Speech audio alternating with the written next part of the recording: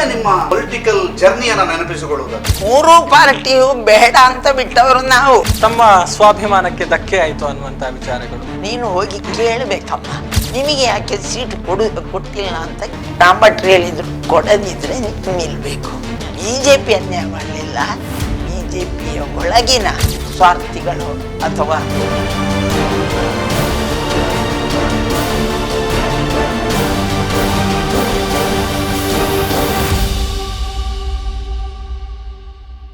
ಬಂಡಾಯ ಅಭ್ಯರ್ಥಿಯಾಗಿ ನಿಲ್ತೀರಿ ಅಥವಾ ಸ್ವಾಭಿಮಾನ ಅಭ್ಯರ್ಥಿ ಅಂತ ಹೇಳಿ, ಸ್ವಾಭಿಮಾನಕ್ಕೋಸ್ಕರ ನಿಂತಿರ್ತೀರಿ.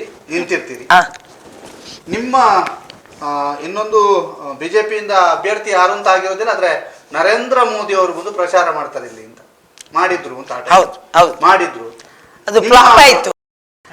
ನರೇಂದ್ರ ನೋಡಿ, ಯಾವುದೇ ದೊಡ್ಡ ವ್ಯಕ್ತಿಗಳು ಬರುವುದು ಮಂಗಳೂರಿಗೆ, ಯಾವ ಪಕ್ಷದಲ್ಲೂ. ಆ ಬಾರಿ ನರೇಂದ್ರ ಮೋದಿಯನ್ನು ಕೊಂಬೆಟ್ಟು ಮೈದಾನಕ್ಕೆ ತಂದರು. 8 ಕ್ಷೇತ್ರದ ಜನ ಎಲ್ಲ ಅಲ್ಲಿ ಬರಬೇಕು ಅಂತ. ಯಾರು ಎಲ್ಲ ಬಿಡಿ, ಪುತ್ತೂರು ಪೇಟೆಯಲ್ಲೂ ಯಾರು ಹೋಗಲಿಲ್ಲ. ಯಾಕಂದರೆ ನನ್ನ ಮೇಲಿನ ಇದು ಅಂತ ಹೇಳುವುದಿಲ್ಲ, ರಾಮಭಟ್ರ ಮೇಲಿನ ಗೌರವವೂ ಇರ್ಬೋದು. ಸೋಲುದಂದ್ರೆ ಇಂಡಿಪೆಂಡೆಂಟ್ ಆಗಿ 25,000 ಚಿಲ್ಲರೆ ಓಟು ತೆಗೆದದ್ದೇ ನಮ್ಮ ಸಾಧನೆ. ನಾವೇನು 6 ತಿಂಗಳ ಮೊದಲಿಂದ ತಯಾರು ಮಾಡಲಿಲ್ಲ. ಖಾಲಿ 15 ದಿವಸದಲ್ಲಿ ನಾವು ಹಣ ಇಲ್ಲದೆ ನಾವು ಅಷ್ಟು ಹಣ ತೆಗಿಬೇಕಿದ್ರೆ ಅದೇ ಮಹಾ ಸಾಧನೆ. ಆ ಎಲ್ಲರ ಹೋರಾಟದ ಪ್ರಯತ್ನ, ಎಲ್ಲರ ಮಾಡಿದ ಕೆಲಸದ ಪ್ರಯತ್ನ. ಅವತ್ತು ಆ 25,000 ಕಡಿಮೆ ಆಯ್ತು ಅಂತ ಹೇಳ್ತೀರಾ? 25,000 ಕಡಿಮೆ ಆಗ್ಲಿಲ್ಲ, ಆದರೆ ಗೆಲುವು ಬಿಟ್ಟು ಬಂದಂತ ಪಾರ್ಟಿಯ ಅಭ್ಯರ್ಥಿ ಗೆದ್ರು. ನೋಡಿ, ಅದು ಪಾರ್ಟಿ ಲೆವೆಲ್ ಅಲ್ಲಿ ನಿಂತರು. ಅಲ್ಲಿ ಪಾರ್ಟಿ ಲೆವೆಲ್ ಅಲ್ಲಿ ಅವರು ನಿಂತಿರೋದು. ನಾವು ಪರ ಹಟ್ಟಿ ಬಿಟ್ಟು ನಮಗೆ ಸ್ವಾಭಿಮಾನ ಇದೆ, ತತ್ವ ಸಿದ್ಧಾಂತ ಹೋಗಿದೆ ಅಂತ ನಿಂತವರು. ತತ್ವ ಸಿದ್ಧಾಂತವನ್ನು ಒಪ್ಪಿದವರು ನಮಗೆ ಓಟು ಕೊಟ್ಟರು. ಬಿಜೆಪಿಯಲ್ಲಿ ಇದ್ದು ಹೌದು, ನಾವು ಯಾಕೆ ಬಿಜೆಪಿಗೆ ಓಟು ಕೊಡಬೇಕು ಅಂತ ನೆನೆಸಿದವರು, ಬಿಜೆಪಿಯು ತಪ್ಪು ಮಾಡ್ತದೆ ಅಂತ ಗೊತ್ತಾದವರು ನಮಗೆ ಓಟು ಕೊಟ್ಟರು. ಆ ಬಿಜೆಪಿ ಇವತ್ತಿಲ್ಲ. ಇವತ್ತಿರುವವರು ಬಿಜೆಪಿ ಕಾರ್ಯಕರ್ತರು ಇರಬಹುದು, ಆದರೆ ಅವತ್ತಿನ ತಳಮಟ್ಟದಿಂದ ಬೆಳೆದು ಬಂದ ಕಾರ್ಯಕರ್ತರು ಇವತ್ತು ಬಿಜೆಪಿಯಲ್ಲಿ ಇಲ್ಲ. ಎಲ್ಲಿದ್ದಾರೆ? ಅಣ್ಣ, ನೀವು ಎಲ್ಲಿದ್ದೀರಿ ಅಂತ ಕೇಳ್ತೀರಿ. ಇಲ್ಲಿಯ MLA ಬೇರೆ ಪಕ್ಷದಿಂದ ಬಂದವರು, ತಳಮಟ್ಟದವರಲ್ಲ. ಇವತ್ತು ಬಿಜೆಪಿಯಲ್ಲಿ ನಾನು ಹೆಸರು ಹೇಳುವುದಿಲ್ಲ. ಇವತ್ತು ಪುತ್ತೂರಲ್ಲಿ ನೀವು ಯಾರನ್ನಾದರೂ ಇದು ನಿಮ್ಮ ರೆಕಾರ್ಡ್ ಮುಗ್ದ ಮೇಲೆ ನನ್ನಲ್ಲಿ ಕೇಳಿ, ಇರುವವರೆಲ್ಲ ಬಂದವರು, ತಳಮಟ್ಟದವರಲ್ಲ. ಆಗ ನಾವೆಲ್ಲ ಇದ್ದಾಗ ಪಂಚತತ್ವದ ಮೇಲೆ ನಿಂತಿತ್ತು ಬಿಜೆಪಿ. ಈಗ ಅದಿಲ್ಲ. ಈಗ ನಿಮ್ಮನ್ನು ನನ್ನನ್ನು ತಾಂಟಿಸಿ ಹಾಕಿ ಆದರೂ ನಾವು ಗೆಲ್ಲಬೇಕು, ಅದಿಲ್ಲ. ಅವತ್ತು ಆಗಿರಲಿಲ್ಲ. ನಿಮ್ಮ ಆ ಒಂದು ಯಾವುದು ಗೌರವ, ಘನತೆ, ಇದನ್ನು ನೋಡಿ, ಹಣ ನೋಡಿ ಸೀಟು ಕೊಟ್ಟಿರಲಿಲ್ಲ. ಆಗ ಬಿಜೆಪಿಯಲ್ಲಿ ಹಣ ಮುಖ್ಯ ಅಲ್ಲ, ಗುಣ ಮುಖ್ಯ. ನಿಮ್ಮ ಘನಸ್ಥಿಕೆ ಮುಖ್ಯ, ನಿಮ್ಮ ನಂಬಿಕೆ ಮುಖ್ಯ. ಈಗಾಗಿಲ್ಲ. 2013-14 ಸಮಯದಲ್ಲಿ ನೀವು ಮನಸ್ಸು ಬದಲಾವಣೆ ಮಾಡ್ತೀರಿ. ನಿಮ್ಮ ಎಲ್ಲ ಪಕ್ಷ ತತ್ವ ಸಿದ್ಧಾಂತ ಇದೆಲ್ಲವನ್ನು ಬದಿಗಿಟ್ಟು ಕಾಂಗ್ರೆಸ್ ಸೇರಿದ್ದು, ಅಥವಾ ಸ್ವಾಭಿಮಾನದಿಂದ ಇಲ್ಲಿ ಗೆಲ್ಲಿಕ್ಕಾಗೋದಿಲ್ಲ, ಅಥವಾ ನಾನೊಂದು ಪಾರ್ಟಿಯಲ್ಲಿ ಗುರುತಿಸಬೇಕು ಅಂತ ಹೋಗ್ತೀನಿ? ಅಲ್ಲ, ಎರಡೂ ಅಲ್ಲ. ನಾನು 5 ವರ್ಷ ಸುಮ್ಮನೆ ಇದ್ದೆ. ನಿಮಗೆ ಆಶ್ಚರ್ಯ ಆಗಬಹುದು, ನಮ್ಮ ಯಡಿಯೂರಪ್ಪನೇ ಒಂದು KJP ಪಾರ್ಟಿ ಮಾಡಿದ್ರು, ನನ್ನನ್ನು ಕರೆದಿದ್ರು, ನೀವು ನಮ್ಮ ಪಾರ್ಟಿಗೆ ಬರಬೇಕು ಅಂತ ಹೇಳಿದ್ರು, ನಾನು ಹೋಗ್ಲಿಲ್ಲ. ರಾಮುಲು ಅವರು ನನ್ನನ್ನು ಕರೆದು, ಅಕ್ಕ ನೀನು ಬಳ್ಳಾರಿಯಲ್ಲೇ ನಿಲ್ಲಿಸಿ ಗೆಲ್ಲಿಸ್ತೇನೆ, ನೀನು ಬರ್ಬೇಕು ಹೇಳಿದ್ರು, ನಾನು ಹೋಗ್ಲಿಲ್ಲ. ಕುಮಾರಸ್ವಾಮಿ ನನ್ನ ಮನೆಗೆ ಬಂದಿದ್ರು. ಅವರು ಬಂದು ನನ್ನ ಪಾರ್ಟಿಗೆ ಬಾ ಅಂತ ಹೇಳಲಿಲ್ಲ. ಅಕ್ಕ ನೀನು ನಿನ್ನ ಪಾರ್ಟಿಗೆ ಹೋಗು, ಅಥವಾ ಯಾವುದೋ ಪಾರ್ಟಿಯಲ್ಲಿ ನಿಂತು ವಾಪಸ್ಸು ನೀನು ಗೆದ್ದು ಬರಬೇಕು ಅಂತ ಅಪೇಕ್ಷೆ ಪಟ್ಟಿದ್ರು. ನಾನು ಹೋಗಲಿಲ್ಲ. ಆದರೆ ರಾಮ್ ಭಟ್ರು ನಮ್ಮನ್ನು ವಾಪಸ್ಸು ಬಿ ಜೆ ಪಿಯಲ್ಲೇ ಉಳಿಸಿಕೊಳ್ಬೇಕು ಅಂತ ಹೇಳಿ ಬಹಳಷ್ಟು ಪ್ರಯತ್ನ ಪಟ್ಟರು. ನಮ್ಗೆ ಗೊತ್ತಿಲ್ಲ, ನನ್ನನ್ನು ಕರೀಲಿಲ್ಲ. ಅವರು ಅಣ್ಣಾ ವಿನಯ್ ಚಂದ್ರ ಎಲ್ಲ ಸೇರಿ ಅಣ್ಣಾ ವಿನಯ್ ಚಂದ್ರರನ್ನು ರಾಮ್ ಭಟ್ರೇ ಕರ್ಕೊಂಡು ಹೋದ್ದು. ಅವರು ಹೋಗಿ ಎಲ್ಲರಲ್ಲೂ ಮಾತಾಡಿದ್ದಾರೆ. ಆದರೆ ನಮ್ಮ ಜಿಲ್ಲೆಯಿಂದ ಯಾರು ಅದಕ್ಕೆ ಅಡ್ಡ ಹಾಕಿದ ಕಾರಣ 5 ವರ್ಷವೂ ನಾವು ನಮ್ಮಷ್ಟಕ್ಕೆ ಇಂಡಿಪೆಂಡೆಂಟ್ ಆಗಿದ್ದೆವು. ಇದರ ಮಧ್ಯದಲ್ಲಿ ರಾಮ್ ಭಟ್ರೇ ಯಾವುದೋ ಒಬ್ಬ ಕಾಂಗ್ರೆಸ್ಸಿನ 1-2-3 ಪ್ರಮುಖರನ್ನು ರಾಮ್ ಭಟ್ರೇ ಹೋಗಿ ಮಾತಾಡಿ ಅವರನ್ನು ನಿಮ್ಮ ಪಕ್ಷಕ್ಕೆ ತಗೊಳ್ಬೇಕು ಅಂತ ಹೇಳಿದ್ರಂತೆ. ನನಗೆ ಗೊತ್ತಿಲ್ಲ. ಈ ಚುನಾವಣೆ ಡಿಕ್ಲೇರ್ ಆಗುವ ಒಂದು 10-20 ದಿನ ಮೊದಲು ನನಗೆ ಪರಮೇಶ್ವರ್ ಒಂದು ದಿನ ಫೋನ್ ಮಾಡಿದರು. ನೋಡಿಯಮ್ಮ, ನೀವು ಸುಮ್ಮನೆ ಮನೆಯಲ್ಲಿ ಕೂತ್ಕೊಳ್ಬಾರ್ದು, ನಿಮ್ಮಂಥವರು ಯಾವುದಾದ್ರೂ ರಾಜಕೀಯಕ್ಕೆ ಬರಬೇಕು ಅಂತ ಹೇಳಿದರು. ಸರ್, ನನಗೆ ಆಸಕ್ತಿ ಇಲ್ಲ ಅಂತ ಹೇಳಿದ್ದೆ. ಕೊನೆಗೊಂದಿನ ನಮ್ಮ ವಿನಯ್ ಕುಮಾರ್ ಸೊರಕೆ ಅವರು ನೀವು ನಾಳೆ ಬಂದು ಸೇರ್ಬೇಕಂತೆ ಅಂತ ಹೇಳಿದರು. ಯಾವುದೇ ಡಿಮಾಂಡ್ ಇಲ್ಲ, ಯಾವುದೇ ಕಂಡೀಷನ್ ಇಲ್ಲ, ಬಂದು ಸೇರಬೇಕು ಅಂತ. ನಾನು ಹೋಗುವುದಿಲ್ಲ ಅಂತ ಹತ್ತು ಬಿಟ್ಟೆ ರಾಮ್ ಭಟ್ರಲ್ಲಿ. ರಾಮ್ ಭಟ್ರು ಹೇಳಿದರು, ಇಲ್ಲಮ್ಮ, ಇದು ನನ್ನ ಅಪೇಕ್ಷೆ. ನಮ್ಮ ನೋಡಿ, ತತ್ವ ಸಿದ್ಧಾಂತ ತಪ್ಪಿ ಹೋಗಿದೆ ಅಂತ ಹೇಳುವುದನ್ನು ತೋರಿಸಿಕೊಡ್ಲಿಕ್ಕೆ ನಿಮ್ಮನ್ನು ನಾವೆಲ್ಲ ಕಣಕ್ಕಿಳಿಸಿದ್ದು. ಆದರೆ ಅವರಿಗೆ ಬುದ್ಧಿಯೇ ಬರುವುದಿಲ್ಲ. ಅಲ್ಲಿ ತತ್ವವೂ ಇಲ್ಲ, ಸಿದ್ಧಾಂತವೂ ಇಲ್ಲ. ಈಗ ಆದ ಕಾರಣ ಇನ್ನೂ ಎಲ್ಲಾದ್ರೇನು ಎಲ್ಲಿ ಕಳ್ಕೊಂಡಿದ್ದೇವ ಅಲ್ಲಿ ವಾಪಸ್ಸೊಮ್ಮೆ ಹೆಕ್ಕಬೇಕು ಅಲ್ಲೇ. ಆದ ಕಾರಣ ನೀವು ಸೇರಬೇಕು ಅಂತ ರಾಮ್ ಭಟ್ರು ಒತ್ತಾಯ ಮಾಡಿದರು. ನಾನು ರಾಮ್ ಭಟ್ರ ಮಾತಿಗೆ ಬೆಲೆ ಕೊಟ್ಟು ಹೋಗಿ ಸೇರಿದ್ದು ವಿನಃ ಅಲ್ಲಿ ಕೇಳಿದಾಗಲೂ ಅಲ್ಲೂ ಪ್ರೆಸ್ ನಡೆದಿತ್ತು. ಕೇವಲ ಕರೆದಿದ್ದಾರೆ, ರಾಮ್ ಭಟ್ರು ಹೋಗು ಸೇರು ಅಂತ ಹೇಳಿದ್ದಾರೆ, ಸೇರಿದ್ದಾರೆ ಅಂತ ಹೇಳಿದ್ದಲ್ಲದೆ ಕಾಂಗ್ರೆಸ್ಸಿನ ಯಾರೊಬ್ಬರ ಪರಿಚಯವೂ ಇಲ್ಲ, ಡಿಮಾಂಡೂ ಇಲ್ಲ, ಏನೂ ಇಲ್ಲ. ಹಾಗೆ ಸೇರಿದವಳು ನಾನು. ಈಗ ಮೊದಲನೇದ ಪಾರ್ಟಿ ನಿಂದು ಹೂವು ಅಲ್ಲಿ ಕಾಸರಗೋಡು. ಹೌದು. ಎರಡನೇ ಪಾರ್ಟಿಯು ಹೂವೆ, ಕಮಲ. ಮೂರನೇದು ನೀವು ಕೈ ಹಿಡಿದ್ರಿ. ಕೈಯಲ್ಲಿ ಈಗ 10 ವರ್ಷ ಆಗಿದೆ, ಹೇಗುಂಟು? ಕೈಯ ಮೊದಲು ತೆಂಗಿನಕಾಯಿ ಇತ್ತು ನಮ್ಮಲ್ಲಿ. ಓಕೆ. ಕಾಂಗ್ರೆಸ್ಸಿಗೆ ಬಂದ ಮೇಲೆ ಶಕುಂತಲಾ ಶೆಟ್ಟಿ ಅವರ ಚಾರ್ಮ್ ಕಡಿಮೆಯಾಗಿದೆ ಅನ್ನುವಂಥ ಒಂದು ಮಾತು, ಇದನ್ನ ಒಪ್ತೀರಾ? ನಾನು ಒಪ್ಪುದಿಲ್ಲ. ಓಕೆ. ನೋಡಿ, ಕಾಂಗ್ರೆಸ್ ಅಲ್ಲಿ 5 ವರ್ಷ MLA ಇದ್ದೆ. ನನ್ನ ಲೆಕ್ಕದಲ್ಲಿ, ನಿಮ್ಮದು ನನಗೆ ಗೊತ್ತಿಲ್ಲ, ನನ್ನ ಲೆಕ್ಕದಲ್ಲಿ ನಾನು ಪುತ್ತೂರಿನಲ್ಲಿ ಇತಿಹಾಸ ನಿರ್ಮಾಣ ಮಾಡಿದ್ದೇನೆ. ಚಾರ್ಮ್ ಹೇಗೆ ಕಡಿಮೆ ಆಗ್ತದೆ? ಈಗ ಸೋತಿದ್ದೇನೆ, ಈಗಲೂ ನಾನು ಸೋತಿದ್ದೇನೆ. ಸೋತ್ರೆ ನನ್ನ ಅನಿಸಿಕೆ ಪ್ರಕಾರ ನಾನು ಸೋತಿಲ್ಲ. ಜನ ಅವರಿಗೆ ಏನಾಗಬೇಕಾ ಇವತ್ತು ನನ್ನ ಕಾಲ ಬುಡಕ್ಕೆ ಬರ್ತಾರೆ. ಅಲ್ಲಿ ಕಾಂಗ್ರೆಸ್ BJP ನೋಡುವುದಿಲ್ಲ ಅವರು. ನಾನು ಕೆಲವರಿಗೆ ಹೇಳುತ್ತಿದ್ದೆ, ಅಣ್ಣ, ನೀವು BJPಯವರು ನನ್ನ ಹತ್ರ ಯಾಕೆ ಬರ್ತೀರಿ? ಸರ್ಕಾರ ನಿಮ್ಮದು, ಕೇಂದ್ರ ನಿಮ್ಮದು, ರಾಜ್ಯ ನಿಮ್ಮದು, ಜಿಲ್ಲೆ ನಿಮ್ಮದು, ನನ್ನ ಹತ್ರ ಯಾಕೆ ಬರ್ತೀರಿ ಅಂದರೆ, ಸಕ್ವಕ್ಕ ನೀವು ಮಾಡ್ತೀರಾ ಇಲ್ವಾ ಹೇಳ್ತಾರೆ. ಅದು ಆಗ್ತದ ಹೋಗ್ತದ. ನಾನು ಹೇಳಿದ್ದೆಲ್ಲ ಈಗ ಆಗ್ತದೆ ಅಂತ ಹೇಳುವುದಿಲ್ಲ. ಆದರೆ ಜನ ನಂಬಿಕೆ ಇಟ್ಟಿದ್ದಾರಲ್ಲ ಅಣ್ಣ, ನನ್ನ ಇಮೇಜ್ ಖಂಡಿತ ಕಡಿಮೆ ಆಗಲಿಲ್ಲ, ಆಗುವುದೂ ಇಲ್ಲ ಅಂತ ಭಾವಿಸ್ತೇನೆ.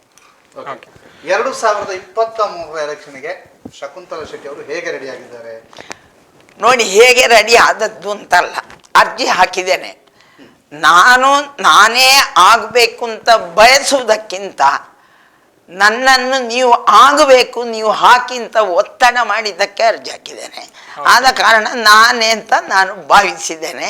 ಯಾಕಂದರೆ ಈಗ 13 ಜನ ಹಾಕಿದ್ದೇವೆ, 12 ಜನರು ನನ್ನಲ್ಲಿ ಕೇಳಿದ್ದಕ್ಕೆ ಹಾಕಿದ್ದು. ಹೇಮನಾಥ್ ಶೆಟ್ಟಿ ಕೇಳಲಿಲ್ಲ, ಕೇಳದಿದ್ರು ಹೇಮನಾಥ್ ಶೆಟ್ಟರು ಹಾಕ್ತಾರೆ ಅಂತ ಎಲ್ರಿಗೂ ಗೊತ್ತು. ಅವನು ನನ್ನ ವೈರಿ ಅಲ್ಲ, ನಾನು ಏಕವಚನದಲ್ಲೇ ಒಂದು ತಮ್ಮನ ಹಾಗೆ ನೋಡಿದವಳು. ಅವರು ಹಾಕ್ತಾರೆ ಅಂತ ಗೊತ್ತಿತ್ತು, ಮತ್ತು ಎಲ್ಲರೂ ಕೇಳಿಯೇ ಹಾಕಿದ್ದು. ಅದರಲ್ಲೂ ಕೂಡ ಯಾರು, ಚಂದ್ರರಾಜ್ ಶೆಟ್ಟಿ, ಪ್ರಸಾದ್ ಕೌಶಲ್, ರಾಜಾರಾಮ್, ವಿಶ್ವನಾಥ್ ರೈ ಇವರೆಲ್ಲ ನಾವು ಜೊತೆ MS ಮೊಹಮ್ಮದ್ ನಾವೆಲ್ಲ ಒಟ್ಟಿಗೆ ಹೋಗಿ ಹಾಕಿದ್ದೇವೆ. ನಾವು ಹಾಕುವಾಗ ಅಡ್ಪಂಗಾಯ, ಭರತ್ ಮುಂಡೋಡಿ ಎಲ್ಲ ನಮ್ಮ ಪಕ್ಕದಲ್ಲಿ ಇದು ಹಾಕಿದ್ದೇವೆ. ನಾವೇನು ಒಬ್ರಿಗೆ ಒಬ್ಬರು ಇದಕ್ಕೆ ಹಾಕಿದ್ದೇ ಅಲ್ಲ. ಆದ ಕಾರಣ ಹಾಕೋದು ಯಾರು ಹಾಕಲಿ, ಕೆಲವರಿಗೆ ಕೆಲವು ಆಸೆಗಳಿರ್ತವೆ. ಏನು ಗೊತ್ತಾ, ಏನಂದರೆ ಅಕಸ್ಮಾತ್ ನಮ್ಮನ್ನೊಂದು ಗುರುತಿಸಿ ಮುಂದೇನಾದರೂ ಸಿಗಬಹುದಾ ಸರಕಾರ ಬಂದರೆ ಅಂತ ಹಾಗೆ ಹಾಕಿರ್ಲಿಕ್ಕೂ ಸಾಕು. ಹಾಕಿದ ತಕ್ಷಣ ಎಲ್ಲರೂ ವಿರೋಧಿಗಳಾಗಿ ಹಾಕೋದಲ್ಲ. ಓಕೆ, ಈಗ 13 ಜನ ಹಾಕಿದ್ದಾರೆ. ಪುತ್ತೂರು ಪೇಟೆಯಾದ್ಯಂತ ಬ್ಲಾನರು, ಫ್ಲೆಕ್ಸ್ಗಳು ರಾರಾಜಿಸ್ತಾ ಇದೆ. 13 ಜನರದ್ದು ಕೂಡ ಅಲ್ಲಲ್ಲಿ ಬೇರೆ ಬೇರೆ ಕಾರ್ಯಕ್ರಮದ ಬ್ಯಾನರ್ಗಳು ರಾರಾಜಿಸ್ತಾ ಇದ್ದಾವೆ. ಪ್ರಚಾರದ ತಂತ್ರ ಇದು ಇರ್ಬೋದಾ? ನೋಡಿ, ಇರ್ಬೋದು. ಅದು ನೋಡಿ, ಕೆಲವರಿಗೆ ಅವರವರು ಯಾರೇ ಆಗಲಿ, ನಾನು ಎಲ್ರಿಗೂ ಕಾಣಬೇಕು ಅಂತ ಉದಾಹರಣೆಗೆ ಹೇಳ್ತೇನೆ. ಬಹಳ ಚಂದ ಮಾಡಿಕೊಂಡು ನೀವು ಹೋಗ್ತೀರಿ ಅಂತ ಇಟ್ಕೊಳ್ಳಿ. ನಿಮ್ಮ ಚಂದವನ್ನೇ ನೋಡಿ ನಿಮ್ಮ ಹಿಂದೆ ಬರುವವರು ಇರ್ಬೋದು. ಇವರಲ್ಲಿ ತುಂಬ ಹಣ ಇರ್ಬೋದು, ಹಣ ನೋಡಿ ಅವರ ಹಿಂದೆ ಬರುವವರೂ ಇರ್ಬೋದು. ಸಕ್ಕು ಅಕ್ಕ ಚಂದವೂ ಇಲ್ಲ, ಹಣವೂ ಬಿಸಾಡುವ ಹಾಗೆ ಇಲ್ಲ, ಎಲ್ಲದರ ಹೀಗೆ ಇದ್ರೂ ಕೂಡ ಬ್ಯಾನರೂ ಇಲ್ಲ.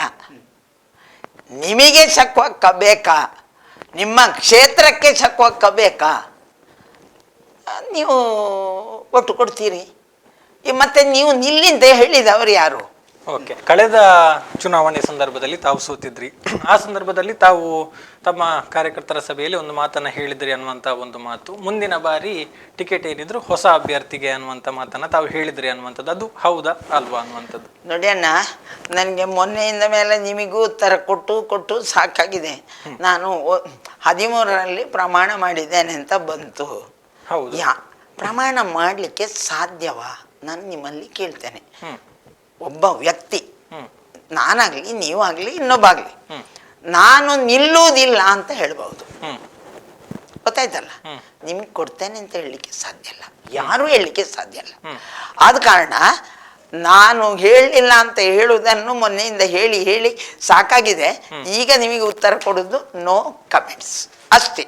ಯಾಕಂದ್ರೆ ಒಬ್ಬ ನೋಡಿ, ಟಿಕೆಟ್ ಕೊಡುದು ಅಂತ ಹೇಳಿದ್ರೆ, ನೀವು ಫ್ಲೈಟ್ ಟಿಕೆಟ್ ಬ್ಯಾಂಗ್ಳೂರಿಗೆ ಮಾಡಿದ್ರೆ ಗೌತಮ್ ಅಂತ ಹೇಳುವ ಇನ್ನೊಬ್ಬ ಹೆಸರಿನ ಹೋಗಬಹುದು ವಿನಃ ಸಕ್ವಕ್ಕೆ ಹೋಗ್ಲಿಕ್ಕೆ ಆಗುದಿಲ್ಲ. ನೀವು ಟ್ರೈನಿಗೆ ಟಿಕೆಟ್ ತೆಗೆದ್ರೆ ಅದೇ ಹೆಸರಿನವ ಇನ್ನೊಬ್ಬ ಹೋಗ್ಬೇಕು ವಿನಃ ನಾನು ಹೋಗ್ಲಿಕ್ಕೆ ಆಗುದಿಲ್ಲ. ಬಸ್ಸಿನ ಟಿಕೆಟ್ ಮಾತ್ರ ನೀವು ತೆಗೆದ್ರು ನಾನು ತೆಗೆದ್ರು ಯಾರೋ ಒಬ್ಬ ಹೋಗ್ಬಹುದು. ಓಕೆ, ನೀವು ಉತ್ತರ ಕೊಟ್ಟಿದ್ದು ಯಾವ ವಿಚಾರಕ್ಕೆ ಅನ್ನೋದು ಗೊತ್ತಾಯ್ತು. ಆದ್ರೆ ನೀವು ನನ್ನ ಲಾಸ್ಟ್ ಎಲೆಕ್ಷನ್ ಇದು ಅಂತ ಕಳೆದ ಬಾರಿ ಹೇಳಿದ್ದೀರಾ? ನೋಡಿ, ನಾನು ಯಾರೋ ಒಬ್ರು ತೋರಿಸಿದ್ರು ಯಾವುದೋ ಒಂದು ಪತ್ರಿಕೆಯಲ್ಲಿ. ಅದು ಪತ್ರಿಕೆಯವರಿಗೆ ಫೋನ್ ಮಾಡಿ ಕೇಳಿದೆ ನಾನು. ಅವರು ಹೇಳಿದ್ರು ಬರ್ದವರು ಈಗ ಇಲ್ಲ, ಆದ ಕಾರಣ ನಮ್ಗೆ ಗೊತ್ತಿಲ್ಲ, ನಮಗೆ ನ್ಯೂಸ್ ಬಂದಿತ್ತು ಅಂತ. ನಾನು ಹೇಳುವುದಿದ್ರೆ, ನೀವು ಚಕ್ವಕ್ಕೆಲ್ಲಾದ್ರೂ ಸುಳ್ಳು ಹೇಳಿ ಆದ್ರೂ ಲಾಭಕ್ಕಾಗಿ ಸ್ವಂತಕ್ಕಾಗಿ ಸುಳ್ಳು ಹೇಳಿದ್ದನ್ನು ನೀವು ಎಲ್ಲಿಯಾದ್ರೂ ನೋಡಿದ್ದೀರಾ ಅಂತ ನಾನು ನಿಮ್ಮಲ್ಲೇ ಕೇಳ್ತಾ ಇದ್ದೇನೆ. ರಾಜಕೀಯದಲ್ಲಿ ಎಲ್ಲವೂ ನಡೀತದೆ ಅನ್ನುವಂತ ನಡೀತದೆ. ಎಲ್ಲರ ಹಾಗೆ ನನ್ನ ರಾಜಕೀಯ ಅಲ್ಲ, ಎಲ್ಲರ ಹಾಗೆ ಚಕ್ವಕ್ಕನ ರಾಜಕೀಯ ಅಲ್ಲ ಅಂತ ಎದೆ ತಟ್ಟಿ ಹೇಳವಲ್ಲೇ, ಗೊತ್ತಾಯ್ತಲ್ಲ? ನಾನು ನೀವೊಂದು MLA ಆಗಿದ್ದಾಗಲೂ ನೀವೊಂದು ಕೆಲಸಕ್ಕೆ ಬಂದರೆ ಪ್ರಯತ್ನ ಮಾಡ್ತೇನೆ ಹೇಳುವುದಲ್ಲದೆ ಮಾಡಿಕೊಡ್ತೇನೆ ಅಂತ ಯಾರಿಗೂ ಹೇಳಿಲ್ಲ. ಯಾಕಂದರೆ ಆಗ್ತದೇ ಇಲ್ವೋ ನೋಡಬೇಕು. ಆದ ಕಾರಣ ನಾನು ನಾಳ್ದಿಂದು ಯಾರು ಇರ್ತೇನೆ ಇಲ್ವೋ ಅಂತ ಹೇಳುವುದಕ್ಕೆ ಗ್ಯಾರಂಟಿ ಇಲ್ಲ. ನಾನು ಬಿಡ್ತೇನೆ ಇಡ್ತೇನೆ ಅಂತ ಹೇಳಲಿಕ್ಕೆ. ಮತ್ತೆ ಪಕ್ಷಗಳ ಟಿಕೆಟ್ ಕೊಡೋದು ನಮಗೆ ಪಕ್ಷದ ಮೇಲಿಂದ ಹೈಕಮಾಂಡಿಂದ ಬರುದು. ಯಾವುದೇ ಪಕ್ಷ ನಾನು ನಿಲ್ತೇನೆ ನಾನು ಹೋಗ್ತೇನೆ ಅಂತ ಡಂಗುರ ಸಾರಿಸಲಿಕ್ಕೆ ಆಗುದಿಲ್ಲ. ನೀವು ಗೆಲ್ತೀರಿ ಅಂತ ಪಕ್ಷಕ್ಕೆ ಮನಸ್ಸಾದ್ರೆ, ನೀವು ಇನ್ನೊಬ್ಬರಿಂದ ಹೆಚ್ಚು ಮತ ತೆಗಿಲಿಕ್ಕೆ ಸಾಧ್ಯ ಇದೆ ಅಂತ ಪಕ್ಷಕ್ಕೆ ಇದಾದರೆ ನಿಮಗೇ ಕೊಡ್ತಾರೆ. ಇಲ್ಲದಿದ್ರೆ ಪಕ್ಷ ಯಾಕೆ ಸಾಯಲಿಕ್ಕೆ ಹೊರಡ್ತದ? ಯಾರು ಜನರ ಹತ್ತಿರ ಹೋಗ್ತಾರ ಅವರಿಗೆ ಕೊಡ್ತಾರೆ. ನಾನೇ ಪ್ರಬಲ ಅಂತ ಹೇಳ್ಕೊಂಡು ಬಂದರೂ ಪ್ರಯೋಜನ ಇಲ್ಲ. ಈ ಅರ್ಜಿ ಸಲ್ಲಿಸುವ ಸಂಪ್ರದಾಯ ಪಕ್ಷದಲ್ಲಿ ಬಣ ರಾಜಕೀಯಕ್ಕೆ ಕಾರಣ ಆಗುತ್ತಾ ಇಲ್ವಾ? ಅದರ ಬಗ್ಗೆ ನಾನು ಉತ್ತರ ಕೊಡುವುದಿಲ್ಲ. ಯಾಕಂದರೆ ಅರ್ಜಿಗೆ ಕೊಟ್ಟಿರೋದು ಅದು ಬಿಲ್ಡಿಂಗ್ ಫಂಡ್ ಅಂತ, ಬಿಲ್ಡಿಂಗ್ ಮಾಡಿದ್ದಾರೆ ದುಡ್ಡು. ಅದಕ್ಕೆ ಹಣ ಕೇಳುವಾಗ ಹೇಗೂ ಇವರು ಇಲೆಕ್ಷನ್ಗೆ ಖರ್ಚು ಮಾಡುವವರು ಬರಲಿ ಅಂತ ಕೊಟ್ಟು ಮಾಡಿರ್ಬೋದು. ಇಷ್ಟು ಅರ್ಜಿ ಸಲ್ಲಿಸಿದ ನಂತರ ರಾಜ್ಯಾಧ್ಯಕ್ಷರಾದಂಥ DK ಶಿವಕುಮಾರ್ ಒಂದು ಮಾತು ಹೇಳ್ತಾರೆ, ನಾವು ಅರ್ಜಿ ಸಲ್ಲಿಸಿದವರಿಗೆ ಮಾತ್ರ ಟಿಕೆಟ್ ಕೊಡೋದಲ್ಲ, ಯಾರಾದರೂ ಸಲ್ಲಿಸದೇ ಇರುವಂತ ಗೆಲ್ಲುವ ಕುದುರೆ ಇದ್ರೂ ಕೊಡ್ತೀವಿ ಅಂತ. ಇದು ಅರ್ಜಿ ಸಲ್ಲಿಸಿದ ನಿಮಗೆ ಏನನ್ಸಿ ಮಾತು ಕೇಳಿದಾಗ? ಅಣ್ಣ, ಅದಕ್ಕೆ ಅವರೇ ಉತ್ತರ ಕೊಡಬೇಕು. ರಾಜ್ಯಾಧ್ಯಕ್ಷರು ಉತ್ತರಲ್ಲಿ ಕೇಳುವ ಪ್ರಶ್ನೆಗೆ ನೀವು ನನ್ನಲ್ಲಿ ಕೇಳಿದ್ರೆ ಯಾಕೆ ಹೇಳಿದ್ರೆ? ನೀವೊಂದು ಅರ್ಜಿ ಸಲ್ಲಿಸಿದವರಾಗಿ ನನಗೇನು ಅನಿಸೋದಿಲ್ಲ ನೋಡಿ. ನನಗೆ ಸಿಗಬೇಕು, ನಾನೇ ಕಂಟೆಸ್ಟ್ ಮಾಡ್ತೇನೆ ಅಂತ ಅರ್ಜಿ ಹಾಕಿದ್ದೇನೆ. ಇನ್ನು ಅವರು ಎಲ್ಲೋ ಕೊಟ್ಟರೆ, ಯಾರಿಗೋ ಕೊಟ್ಟಿರ್ತಾರೆ ಅಂತ ನಾನು ಈಗ ಹೋಗಿ ಜಗಳಾಡುವುದು, ಯುದ್ಧ ಮಾಡುವುದು ಸರಿಯಲ್ಲ. ಓಕೆ, ಈಗ ಟಿಕೆಟ್ ಯಾರಿಗೆ ಸಿಕ್ಕಿದ್ರು ನೀವು ಕೆಲಸ ಮಾಡ್ತೀವಿ? ಮಾಡಲೇಬೇಕು. ಗೊತ್ತಾಯ್ತಲ್ಲ?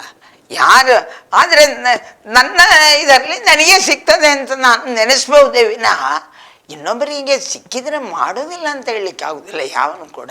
ಅಶೋಕ್ ರೈ ಅವರ ಒಂದು ಕಾರ್ಯಕ್ರಮ, ಆ ಕಾರ್ಯಕ್ರಮದಲ್ಲಿ ಅಶೋಕ್ ರೈ ಅವರು ಒಂದು ಮಾತು ಹೇಳ್ತಾರೆ, ಹಿರೇನ ಆಶೀರ್ವಾದ ಇತ್ತಿಂದ ಹೆಂಗೆ ಕೆಡ್ಡೆ ಹಾಕೊಂಡು ಅಂತ.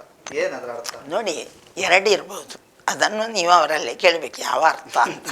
ನಾನು ನೆನೆಸಿಕೊಂಡದ್ದು, ಒಂದನೇದಾಗಿ ನಾನು ಹಿರಿಯವಳು, ಅವರಿಂದ ಹಿರಿಯರಿಂದ ಆಶೀರ್ವಾದ ಕೇಳೋದು ಇದ್ದದ್ದೇ, ಗೊತ್ತಾಯ್ತಲ್ಲ? ಅದಕ್ಕಿಂತ ಹೆಚ್ಚು ನಾನು ಈಗ ಯಾವುದೋ ಅರ್ಥ ಕಟ್ಟಿ ಹೇಳಲಿಕ್ಕೆ ಆಗುವುದಿಲ್ಲ. ರಮಾನಾಥರಯ್ಯ ಅವರ ಆಶೀರ್ವಾದ ಇದ್ರೆ ಅಂತ ಹೇಳಿದರೆ ಇಲ್ಲಿ ನಡೆಯುವುದಿಲ್ಲ. ಯಾಕಂದರೆ ಅವರು ಇಲ್ಲಿ ಯಾಕಂದರೆ ಅವರು ಪ್ರಾಯದಲ್ಲಿ ಹಿರಿಯರು, ಅದೇ ಅರ್ಥ ಆದರೆ ನಮ್ದು ಇಬ್ಬರದ್ದು ಒಂದೇ. ಅವರು ಹೋಗಿದ್ರು, ಇದು ಕ್ಷೇತ್ರ ನಂದು, ಶಕ್ವಕ್ಕನ ಆಶೀರ್ವಾದ ಬೇಕು ಅಂತ ಪ್ರಾಯದವಳಾಗಿಯೂ ಕೇಳಿರ್ಬೋದು. ಬೇರೆ ಉದ್ದೇಶ ಅವರಲ್ಲಿತ್ತೇನ ನನಗೆ ಗೊತ್ತಿರಲಿಲ್ಲ. ಅಲ್ಲಿ ತಾವು ಒಂದು ಮಾತನ್ನ ಹೇಳ್ತೀರಿ, ಯಾಲ್ನ ಇರ್ಲ ತಾಂಟುಲೆ ಕಾಯ್ಜಿಂಡ ಯಾವ ಅನ್ನುವಂಥದ್ದು, ಅದನ್ನ ನಾವು ಹೇಗೆ ಅರ್ಥ ಮಾಡ್ತೀವಿ? ಅದನ್ನು ಹೇಗೆ ಅವರು ಈಗ ಆ ಸಂದರ್ಭದಲ್ಲಾಗ್ಲಿ ಈಗಲೂ ಅವರು ಬಿಜೆಪಿಯಲ್ಲಿದ್ದಾರೆ. ಬಿಜೆಪಿಯಲ್ಲಿ ಅವರಿಗೆ ಸೀಟು ಸಿಕ್ಕಿದ್ರೆ, ನಾನು ಕಾಂಗ್ರೆಸ್ ಅಭ್ಯರ್ಥಿ ಆದ್ರೆ ನಾನು ಅವರು ತಾಂಟುದಲ್ವಾ? ಅಲ್ಲಿ ಮತ್ತೊಂದು ಮಾತು ಹೇಳ್ತೀರಿ, ಅಶೋಕ್ ಅಣ್ಣನ ಒಟ್ಟಿಗೆ ಕರೆಕ್ಟ್. ಅಲ್ಲಿ ಸೀರೆ ಕೊಡ್ಲಿಕ್ಕೆ ವಾಲಂಟಿಯರ್ ಆಗಿ ಬಂದವರು ನೋಡಿ, ಅದು ಪಾರ್ಟಿ ಕಾರ್ಯಕ್ರಮ ಅಲ್ಲ. ಹಾಗಿರುವಾಗ ಅಶೋಕ್ ರೈ ಅವರ ಜೊತೆ ಊರ್ನವರಾಗಿ ಅಥವಾ ಆತ್ಮೀಯರಾಗಿ ಯಾರೂ ಸೀರೆ ಹಂಚಲಿಕ್ಕೆ ಬಂದಿದಾರ? ನಮ್ಮವರಿದ್ರು. ಅದಕ್ಕೆ ನಾನು ತಮಾಷೆಯಾಗಿ ಹೇಳಿದ್ದೆ, ತಮಾಷೆ ಅಲ್ಲ, ಕಾರ್ಯದಲ್ಲೂ ಅಲ್ಲಿ ನಮ್ಮ ಕಾರ್ಯಕರ್ತರಿದ್ರು. ಅದನ್ನು ಹೇಳಿದಲ್ಲಿ ನೀವು ಮಾಧ್ಯಮದವರು ಅದನ್ನೇ ಹುಡುಕ್ತೀರಿ, ಆದರೆ ನಾನು ಆತ್ಮೀಯತೆಯಲ್ಲೇ ಹೇಳಿದ್ದು ನನ್ನ ಕಾರ್ಯಕರ್ತರೇ ಅಲ್ಲಿದ್ರು ಅಂತ. ಈಗ ಒಂದು ಗಾಳಿ ಸುದ್ದಿಯೋ ಅಥವಾ ವದಂತಿಯೋ ಅಥವಾ ನಿಜವೋ ಗೊತ್ತಿಲ್ಲ, ಅಶೋಕ್ ರೈ ಅವರು ಕಾಂಗ್ರೆಸ್ನತ್ತ ಮುಖ ಮಾಡಿದ್ದಾರೆ, ಅವರಿಗೆ ಶಕುಂತಲಾ ಶೆಟ್ಟಿ ಅವರ ಆಶೀರ್ವಾದ ಇದೆ ಅನ್ನುವಂತಹ ಮಾತುಗಳು ಬಹಳ ಪ್ರಭಾವಯುತವಾಗಿ ಕೇಳಿ ಬರ್ತಾ ಇದೆ. ನೋಡಿ, ಯಾರೇ ನಮ್ಮ ಪಕ್ಷಕ್ಕೆ ಬರಲಿ ಅದನ್ನು ವೆಲ್ಕಮ್ ಮಾಡೋದು ಪಕ್ಷದ ಪ್ರತಿಯೊಬ್ಬರ ಧರ್ಮ. ಯಾಕಂದರೆ ರಾಜಕೀಯಕ್ಕೂ ಒಂದು ಧರ್ಮ ಇದೆ. ಅದರಲ್ಲೂ ನೀವು ಪ್ರಾಮಾಣಿಕನಾಗಿದ್ದು ಒಳ್ಳೆಯ ವ್ಯಕ್ತಿತ್ವ ಇದ್ದವರಾಗಿದ್ದರೆ ಅಂಥವರನ್ನು ಯಾವುದೇ ಪಕ್ಷ ಸ್ವಾಗತ ಮಾಡಬೇಕು. ಯಾಕೆ? ಪಕ್ಷ ಬೆಳಿಬೇಕು, ಗೊತ್ತಾಯ್ತಲ್ಲ? ಪಕ್ಷ ಬೆಳಿಬೇಕಿದ್ರೆ ಎಲ್ಲ ಥರದ ವ್ಯಕ್ತಿಗಳು ಬೇಕಾಗ್ತದೆ. ಆದರೆ ಸ್ವಲ್ಪ ಕೆಟ್ಟವರು, ಏನೋ ದೇಶದ್ರೋಹ ಎಲ್ಲ ಮಾಡಿದವರಿದ್ದರೆ ಜಾಗ್ರತೆ ಮಾಡಿಕೊಳ್ಬೇಕು. ಈಗ ರೌಡಿಗಳನ್ನು ಎಲ್ಲ ತಗೊಂಡು ಅದೇ ಒಂದು ಕ್ರೆಡಿಟ್, ಅವ ಇಷ್ಟು ದಾಖಲೆ ಅದವ ಅಂತ ಮಾಡ್ತಾರೆ. ಅಂಥವರನ್ನು ತಗೊಳ್ಳುವಾಗಲೇ ನೋಡುವುದಿಲ್ಲ. ಒಳ್ಳೆಯವರು ಅಶೋಕ್ ರೈ ಬಂದರೆ ತಗೊಳ್ಬಾರ್ದು ಅಂತ ಹೇಳುವ ಸ್ಥಿತಿ ಇಲ್ಲ. ಆದರೆ ನಮ್ಮಲ್ಲಿ ಅವರು ಕೇಳಲಿಲ್ಲ. ನಾನು ಅದಕ್ಕೆ ನೀವು ಬರುವುದಿದ್ರು ನಂದು ವೆಲ್ಕಮ್. ಯಾಕಂದರೆ ಅಶೋಕ್ ರೈ ಬರ್ತಾರೆ ಅಂತ ನನಗೇನು ಹೇಳಲಿಲ್ಲ, ಗೊತ್ತಾಯ್ತಲ್ಲ? ಸಾರಿ ಅಲ್ಲೇ ಮಾತಾಡಿದಲ್ಲದೆ ಅದರ ಮೇಲೆ ಅವರು ಮಾತಾಡಿಕೊಂಡಿಲ್ಲ. ಮತ್ತೆ ನಾನು ಅಲ್ಲ, ದಿನಂಪ್ರತಿ ನಿಮ್ಮದೇ ಪ್ರಶ್ನೆಗಳು, ಅವರು ಬರ್ತಾರಂತೆ ಹೌದಾ, ನೀವು ಕರೆದದಂತೆ ಹೌದಾ, ನಮಗೆ ಸಂಗತಿಯೇ ಗೊತ್ತಿಲ್ಲ. ಅವರು ಬರ್ತಾರೆ. ಇನ್ನೊಂದು ಪಕ್ಷದಲ್ಲಿ ಇದ್ದವರನ್ನು ಒಂದು ಸಾಮಾನ್ಯ ಅಂದರೆ ಕೇಳಬಹುದು, ಅವರೊಂದು ಪ್ರತಿಷ್ಠಿತ ವ್ಯಕ್ತಿ ಏಕಾಏಕಿ ಯಾರಾದರೆ ಈಗ ಬಂದು ಚಕ್ವಕ್ಕ ನೀವು BJPಗೆ ವಾಪಸ್ ಹೋಗ್ತೀರಾ ಅಂತ ಕೇಳಿದರೆ ನಾನು ಕೇಳುವುದಿಲ್ಲ, ಅದೀಗ ಪ್ರಸಂಗ ಯಾರು ಹೇಳಿದ್ದು ನಿಮಗೆ ಅಂತ. ಅಲ್ಲ, ಕೇಳಲಿಕ್ಕಿಲ್ವಾ? ಯಾಕಂದ್ರೆ ನಾವು ಒಂದು ಇದರಲ್ಲಿ ಇರುವಾಗ ನಮ್ಮನ್ನು ಅಷ್ಟು ಸುಲಭದಲ್ಲಿ ಇನ್ನೊಬ್ರು ಕೇಳುವುದು ಸರಿಯಲ್ಲ, ಗೊತ್ತಾಯ್ತಲ್ಲ. ಹಾಗೆ ನಾನು ಅವರು ನನಗೆ ಹೇಳಿಲ್ಲ, ನಾನು ಅವರಲ್ಲಿ ಕೇಳಲಿಲ್ಲ. ಆದರೆ ಬರುವುದಿದ್ರೆ ನಮ್ಮ ವಿರೋಧ ನನ್ನದಂತೂ ಇಲ್ಲ ಪಕ್ಷಕ್ಕೆ. ಅಂತಹ ಒಬ್ಬ ಪ್ರಾಮಾಣಿಕನಿಗೆ ಟಿಕೆಟ್ ಸಿಕ್ಕಿದ್ರು ವಿರೋಧ ಇಲ್ಲ ನೋಡಿ. ನಾನು ನಿಮಗೆ ಮೊದಲೇ ಹೇಳಿದೆ, ಟಿಕೆಟ್ ಕೊಡುವವರು ಯಾರು? KPCC. ಮತ್ತೆ ನಾವೆಂತ ಮಾಡುದು? ಅವರಿಗೆ ಕೊಟ್ರೆ ದುಡಿಯುವುದಿಲ್ಲ ಅಂತ ಯಾರು ಹೇಳಲಿಕ್ಕೆ ಆಗುದಿಲ್ಲ. ಆದ್ರೆ ಅಂತ ಪ್ರಸಂಗ ಬರುವುದಿಲ್ಲ ಅಂತ ನನ್ನ ಅನಿಸಿಕೆ. ಕೋಮು ಭಾವನೆಗಳು, ನೆತ್ತರು ಹರಿಸುವುದು ಮತ್ತು ಲವ್ ಜಿಹಾದ್ ಈ ಎಲ್ಲ ಪ್ರಕರಣಗಳಿಂದ ಲಾಭ ಪಡೆಯುವರು ರಾಜಕಾರಣಿಗಳು. ಅದು ಸತ್ಯ. ಥ್ಯಾಂಕ್ಸ್ ಹೇಳಬೇಕು ಅಂತ ಇದ್ರೆ ನಾನು ಭಾರಿ ಗೌರವ ಕೊಡುವುದು ವಾಜಪೇಯಿ ಮತ್ತು ಅಡ್ವಾಣಿಗೆ.